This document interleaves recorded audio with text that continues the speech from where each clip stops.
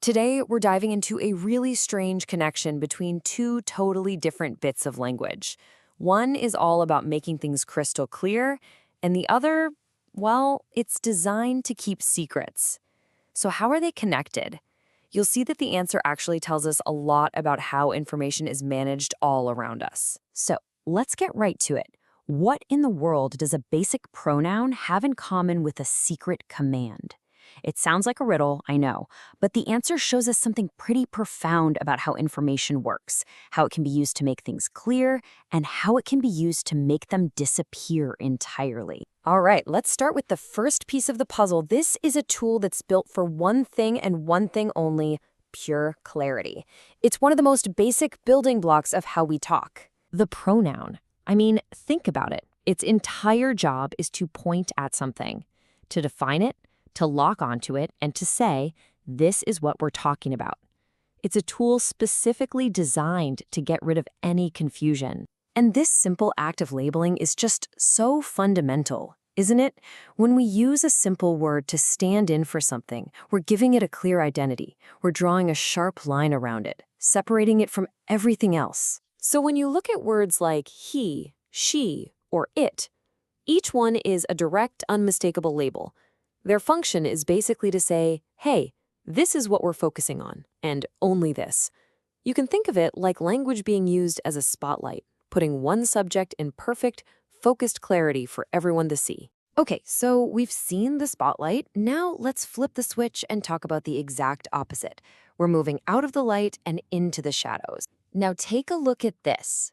Unless you happen to read Arabic, this text is, well, it's pretty much opaque. It's a piece of information that for a lot of us has no meaning right off the bat. It's a command, sure, but what is it commanding us to do? Its purpose is hidden, and here's the translation. See, unlike the pronoun which exists to point to something, this command exists to erase something. It's an instruction not to identify, but to make something unidentifiable. The goal here isn't clarity at all. It's obscurity. So now we have both pieces of our puzzle on the table. A word that defines and a command that erases. And this is where we see their strange shared DNA. They are both about labeling, they just have completely opposite intentions. You have to ask, right? What's the real goal here? We have these two linguistic tools that do opposite things, so what's the intent?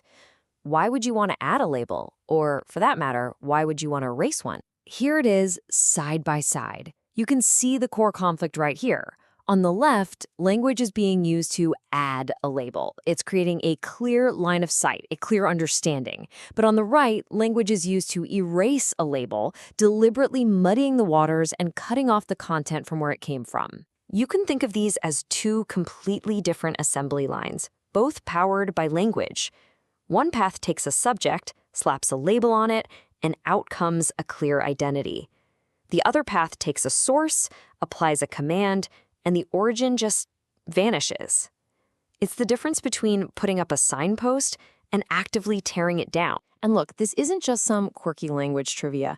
This dual power of language to both clarify and obscure is at the very heart of how we get our information every single day. It really boils down to these two faces of information. On one hand, you have identification, which uses language to clarify and define. On the other, you have anonymization, which uses language to hide and erase. But here's the most important part. Both of these are intentional acts. Someone, somewhere, is making a choice to either show you the source or to hide it. This quote just hits the nail on the head. It perfectly captures what we've been talking about. Every bit of information you consume comes through language. That's either acting as a clear window, showing you the who, what, and where, or it's acting as a solid brick wall, intentionally blocking your view of those very same things. So I'll leave you with this question to think about. As you're scrolling through your feeds, watching stuff, reading articles, just ask yourself, is the language I'm seeing here a pronoun or a secret command? Is it trying to add a label or erase one?